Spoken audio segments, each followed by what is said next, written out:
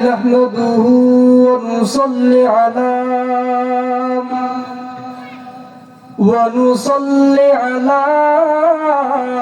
رسوله الكريم أما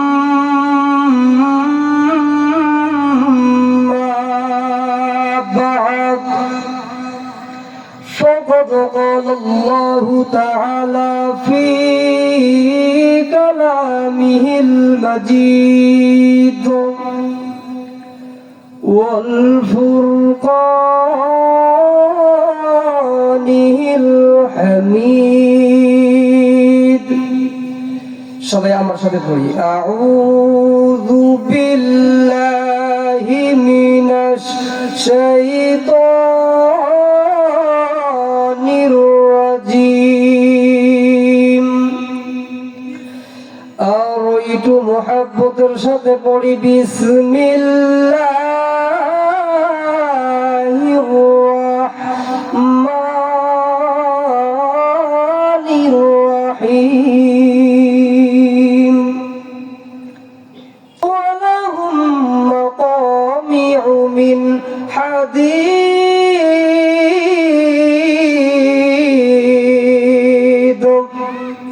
আল্লাহ রাব্বুল আলামিন ডাকটা বলবেন, ও জাহান্নামীরা, তোমাদেরকে সময় দিয়েছিলাম, যথেষ্ট পরিমাণ সময় তোমাদেরকে আমি আল্লাহ দিয়েছিলাম। তোমরা ওই সময়ের মধ্যে তোমরা ইবাদত। পাকিস্তানের একজন আল্লাহর বান্দা, বুজুর্গ বান্দা, আল্লাহর বান্দা যখন মসজিদ থেকে বের হয়ে নামাজ শেষ করে যখন বাড়িতে যাইতেছিল, ও বিলগজরা এলাকার ভাইজানেরা রে, আল্লাহর বান্দা যখন বাড়ি থেকে যখন বের হয়ে বাড়িতে যখন মসজিদ থেকে বের হয়ে বাড়িতে যাইবে, এমন সময় পাশে একটা কবরস্থান, বিশাল বড় একটা কবরস্থানের মধ্যে একটা আওয়াজ শুনতে পাইতেছে, मैं कब्र में जिंदा हो, मुझको कब्र से निकालो। ও দুনিয়ার মানুষ, ও আল্লাহর বান্দারা, তোমরা কি কেউ আছো একটু আমাকে কবর থেকে উদ্ধার করো।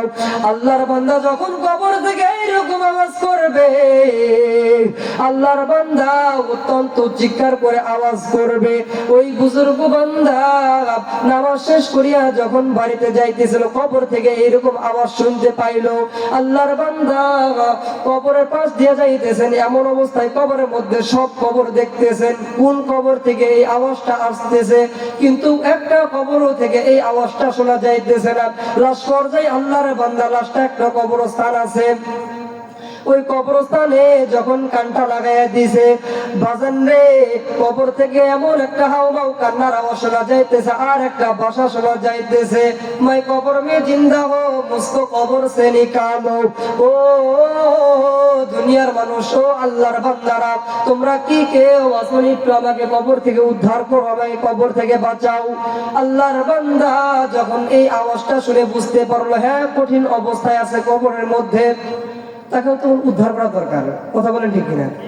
যদি আপনাদের এই যে বীরগঞ্জের কবরস্থানে আব্দুল আজিজকে কবর করা হইলো, কিন্তু ওনার কবর থেকে আওয়াজ আসতেছে, দেখো আমি দুনিয়ার মধ্যে কবরের মধ্যে এখনো জীবিত, আমাকে বের করা হোক। আপনারা বের করবেন না ওনাকে? অবশ্যই কিন্তু বের করবেন, তাই না? মুসলমান আল্লাহর গোলাম, সমস্ত এলাকার মানুষদেরকে আল্লাহর বান্দা ডাক দেয়া বলল, ও দুনিয়ার মানুষ, আমি একটা কবর থেকে একটা আওয়াজ শুনতে পাইছি, তোমরা কি শুনছনি? আল্লাহর বান্দা ডাক দেয়া বলতেছেন, দুনিয়ার মানুষ, আমরা কোনো আওয়াজ শুনতে পাই নাই। হুজুর ডাক দেয়া বলতেছেন, আমি একটা আওয়াজ শুনতে পাইলাম, কবর থেকে শোনা গেল, मैं कब्र में जिंदा हो, मुझको कब्र से निकालो। আমি এখনো কবরের মধ্যে জীবিত, আমাকে কবর থেকে উঠানো হোক। আল্লাহর বান্দার এই আওয়াজটা শোনার পর সকল এলাকার মানুষ বুদ্ধি পরামর্শ করলো, যেহেতু উনি কবরের মধ্যে জীবিত, তাহলে ওনাকে বের করা হোক। সমস্ত এলাকার মানুষ যখন মত দিল কবর থেকে যখন তাকে উদ্ধার করবে, ও বীরগঞ্জ এলাকার বাবাজিরা রে, আল্লাহর বান্দাকে যখন কবর থেকে উদ্ধার করবে, কবর থেকে উদ্ধার করার সময় যখন কবরে এক পাশটা যখন উঠাইছে, একটা মানুষকে যখন বের করা হবে কবর থেকে, কবর এক সাইড থেকে ঢাকনা তোলা হবে। কথা বলেন ঠিক কিনা? যখন আল্লাহর বান্দার যখন লাশটা যখন কবর থেকে উদ্ধার করা হলো, আল্লাহর বান্দা তখন এক পর্যায়ে লুকিয়ে থাকে। সমস্ত এলাকার মানুষ ডাক দিয়ে বলতেছেন, ও আল্লাহর বান্দা, তোমাকে আমরা দেখবো, তুমি তোমার এখন কবরের মধ্যে কি অবস্থা, কি হালত। আল্লাহর বান্দা ডাক দিয়ে বলতেছেন, এলাকার মানুষ, তোমরা আমাকে দেখতে পারবা না, তোমরা আমাকে দেখতে পারবা না। এলাকার মানুষ আশ্চর্য হয়ে বলতেছেন, ও আল্লাহর বান্দা, তোমাকে আমরা কেন দেখতে পারবো না? আল্লাহর বান্দা রাখতে বলতেছেন, এলাকার মানুষ, আমার কবরের মধ্যে কঠিন অবস্থা হয়ে গেছে। বলতেছেন, কেন কেন তোমার কবরের মধ্যে এই অবস্থা হইল? বলতেছেন, কি হয়েছে আমরা দেখবো, তুমি হাতটা আমাদের দেখাও, তোমার শরীর অঙ্গ প্রত্যঙ্গ সব জায়গা দেখাও। আল্লাহর বান্দাকে যখন হাতটা যখন দেখানো হলো, আল্লাহর বান্দার হাতের আঙ্গুলগুলো দেখা যায় না।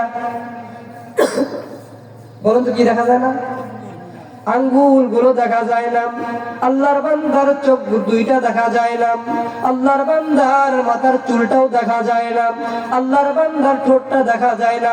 সমস্ত এলাকার মানুষ ওই অবস্থায় দেখে ভয় পাইছে। আচ্ছা, ভয় পাইবে কিনা? অবশ্যই কিন্তু ভয় পাইবে না। একটা মানুষকে যখন কবরস্থ করা হবে, অনেকদিন পর যখন কবর থেকে তাকে উঠানো হবে, তার হাতের আঙ্গুল থাকবে না, চোখও থাকবে না, অনেক কিছু থাকে না। কথা বলেন ঠিক কিনা? সে যত বড় বাদশাহ হোক, কথা বলেন ঠিক কিনা? বাদশাহ জুরমে মারা দর গুজার মাগুনাগারি মে তুয়া উমর জেগা তুনে পোকা রিয়ো মাবুদ করদাইম বাদশাহ বে আন্দাজা বে হাদ করদাইম। একটু মারহাবা বলেন। বড় বড় কবিরা বলতেছেন, বাদশাহ জুরমে মারা দর গুজার। দুনিয়ার মধ্যে তুমি যত বড়ই বাদশাহ হও না কেন, তোমার বাদশাগিরি চিরকাল থাকবে না। কথা বলেন ঠিক কিনা? মুসলমান আল্লাহর গোলাম, আল্লাহর বান্দাকে অনেক মানুষ দেখিয়া ভয় পায় তো কবর থেকে দূর হয়ে গেল। আল্লাহর বান্দা রাখতে বলতেছে, কেন মানুষ, আমি বলছিলাম তোমরা আমাকে দেখে ভয় পাইবা। ও আমার প্রান্তীয় এলাকার মানুষ, একবার আমাকে একটু হেল্প করো, আমাকে কবর থেকে উদ্ধার করে নিয়ে যাও বাড়িতে। আল্লাহর বান্দাকে যখন কবর থেকে যখন উদ্ধার করা হলো, আল্লাহর বান্দা একটা দৌড় দিয়া বাড়িতে চলে গেল। বাজান, বাড়িতে চলে যাওয়ার পর ঘরের দরজা আটকে দিয়েছে। বাজান, আচ্ছা বলেন তো, ঘরের দরজা থাকে কিনা? আল্লাহর বান্দা বাড়িতে এসে ঘরের দরজা আটকে দিয়েছে। বলতেছেন, এলাকার মানুষ, তোমাদের সাথে আমি আর দেখা করবো না, তোমরা আমাকে দেখে ভয় পাইতেছো। এলাকার মুরব্বীরা ডাক দেয়, বলতেছেন, হে আল্লাহর বান্দা, তোমার এই অবস্থা আমাদের তো জানতে হবে, কবরের মধ্যে তোমার এই অবস্থা কেন হইল? মানুষ জানবে কিনা? মুসলমান আল্লাহর গোলাম, আল্লাহর বান্দাকে যখন প্রশ্ন করা হলো, ও আল্লাহর বান্দা, হাতের নখগুলো কোথায় গেল?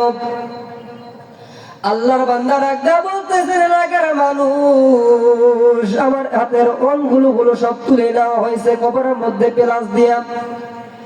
আবার ডাকটা বলতেছেন, ও আল্লাহর বান্দা, তোমার চোখের ভুরুটা কোথায় গেল? তোমার চোখের ভুরুটা কোথায় গেল? তোমার ঠোঁটটা কোথায় গেল? তোমার মাথার চুলটা কোথায় গেল? আল্লাহর বান্দা রাখতে বলতেছেন, এলাকার মানুষ, আমি দুনিয়ার মধ্যে চুল কাটতাম ফ্যাশন করে। বাজান, এরকম কাটে কিনা? আল্লাহর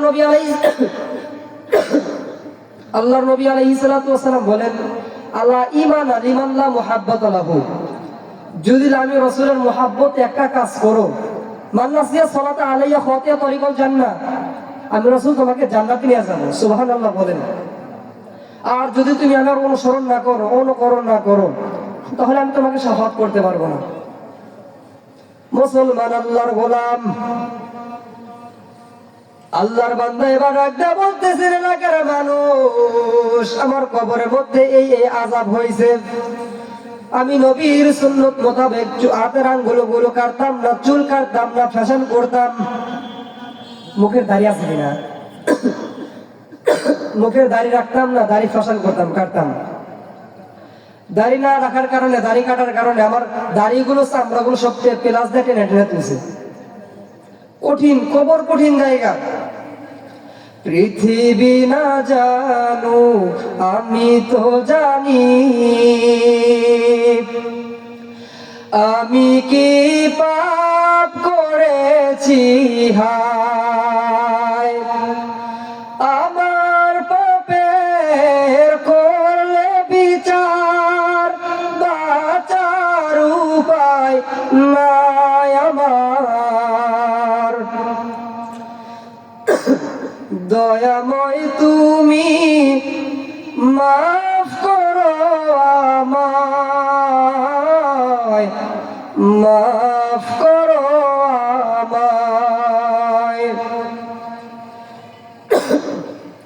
আল্লাহ রসুলের মহাব্বত, আল্লাহর অনুকরণ যদি আমরা না করতে পারি, আমাদেরকে আর ওই কি আমাদের জিনজা আল্লাহর কাছে ক্ষমা লাভ হইব?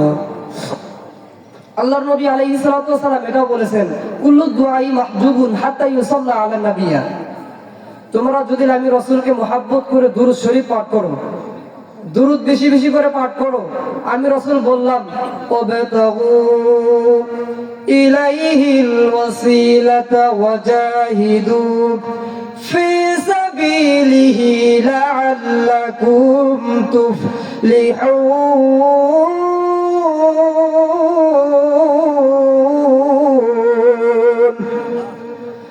মুসলমান আল্লাহর গোলাম, আল্লাহ রাব্বুল আলামিন ডাকতে বলতেছেন, ও পৃথিবীর মানুষ, তোমরা যদি আমার রাসূলকে, আমার হাবিবুল্লাহকে তোমরা যদি ভালোবেসে দরুদে ইব্রাহিম বেশি বেশি পাঠ করো, আমি আল্লাহ রাব্বুল আলামিন বলে দিলাম, আমি আল্লাহ রাব্বুল আলামিন ওয়াদা দিয়ে দিলাম, আমি আল্লাহ রাব্বুল আলামিন আমার হাবিবুল্লাহর সাথে তোমার হাতটা ধরিয়া ওয়াসিলা নামক একটা জান্নাত দিয়ে দিব। সবে যাবি ভাই জান্নাতে নবীজির সাথে,